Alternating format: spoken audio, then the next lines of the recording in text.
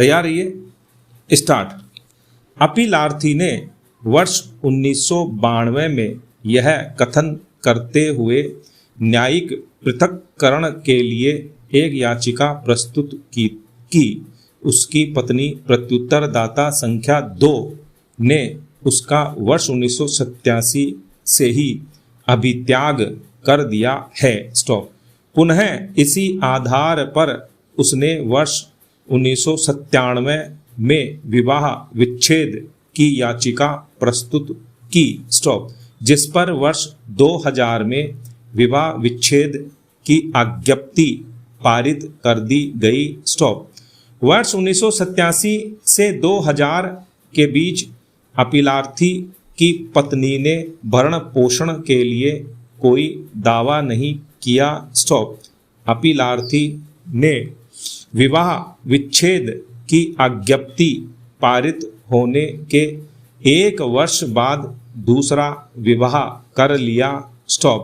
इसके बाद अपीलार्थी की पूर्व पत्नी प्रत्युत्तरदाता संख्या 2 ने धारा 125 के अंतर्गत भरण पोषण के लिए याचिका प्रस्तुत की, जिस पर 10,000 रुपये मासिक भरण पोषण का भुगतान प्रत्युत्तरदाता संख्या 2 को करने की आज्ञप्ति पारित हुई, जिसकी पुष्टि उच्च न्यायालय ने भी कर दी। स्टॉप।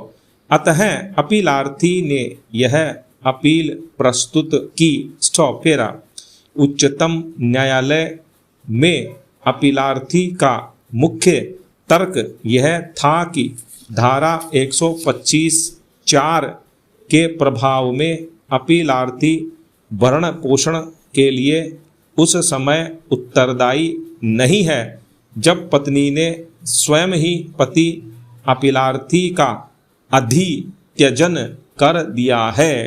स्टॉप। अपीलार्थी के तर्क को अस्वीकार करते हुए तथा अपील निरस्त करते हुए उच्चतम न्यायालय ने निम्नलिखित निर्णय दिया। स्टॉप। पैरा।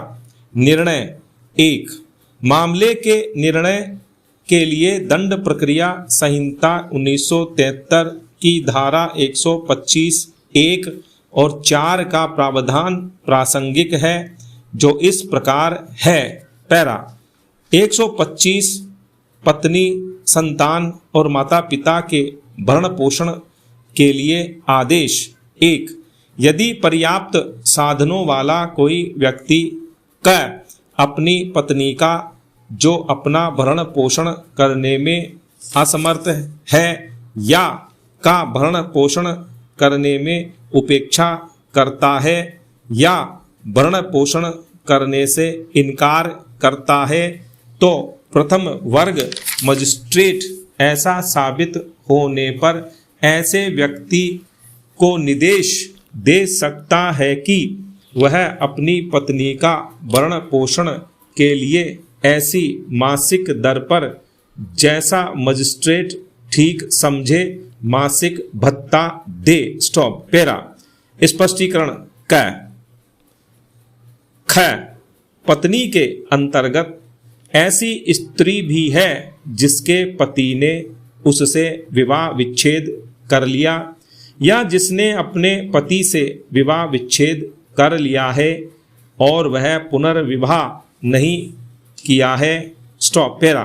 4। कोई पत्नी अपने पति से इस धारा के अधीन भरण पोषण या अंतरिम भरण पोषण के भत्ते और कार्यवाहियों के खर्चे जैसी भी स्थिति हो प्राप्त करने की हकदार न होगी। स्टॉप। पैरा। 1।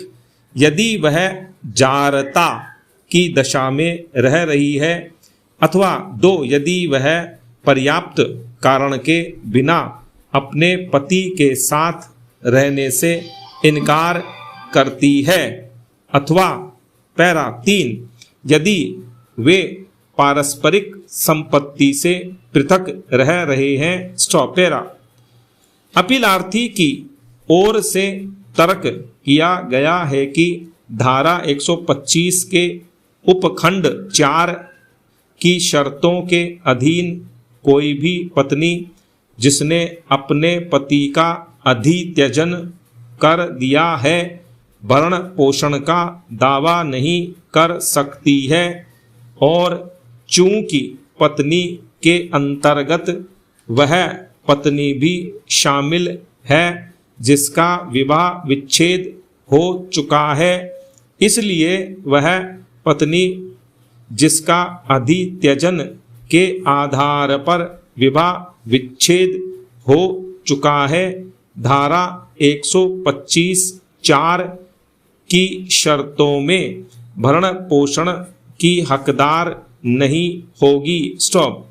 इस न्यायालय के द्वारा धारा 125(4) के निर्वचन पर आधारित विधिक स्थिति के विचार में अपीलार्थी की ओर से उठाए गए इस तर्क को स्वीकार नहीं किया जा सकता है। स्टॉप। पैरा 2।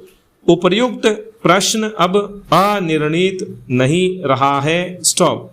वनमाला बनाम H.M. रंगनाथ भट्ट 1995 के मामले में उपर्युक्त प्रश्न विचार के लिए आया था, तब इस न्यायालय ने निम्नवत अभिनिश्चित किया था। स्टॉप।